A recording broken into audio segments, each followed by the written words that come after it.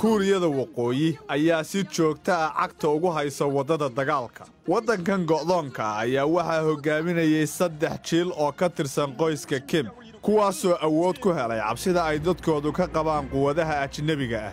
Maalmihii la soo dhaafay ayaa waxay soo bandhigeen hub cusub, kuwaas oo hoosta ka xariiqay cabsida uu caalamku hadda iyaga ka qabo. cabsidan ayaa hadda u eeg mid xukuumadda cusub ee Donald Trump ay go'aansatay inay ka hortagto. Madaxweyne ku-xigeenka Maraykanka ayaa hadda jooga Japan, taasoo ka mid ah booqashadii uu ku marayay waddamo Asia ka tirsan. Maraykanku wuu la sii shaqaynayaa Japan isbahaysigeena gobolka oo dhan iyo Shiinaha si cadaadis dhaqaale iyo mid diblomaasi loo saaro ilaa Kuuriyada waqooyi ay ka joojinayso barnaamijkeeda nukleerka iyo gantaallo. Waxyaabo badan ayaa miiska saaran.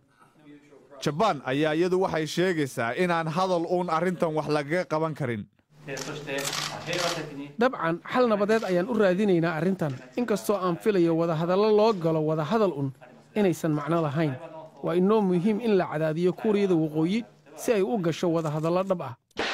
sidii caadadeedu ahayd, Kuuriyada waqooyi ayaa ku jawaabtay hanjabaad, iyada oo sheegtay inay toddobaad walba ay tijaabinayso gantaal cusub.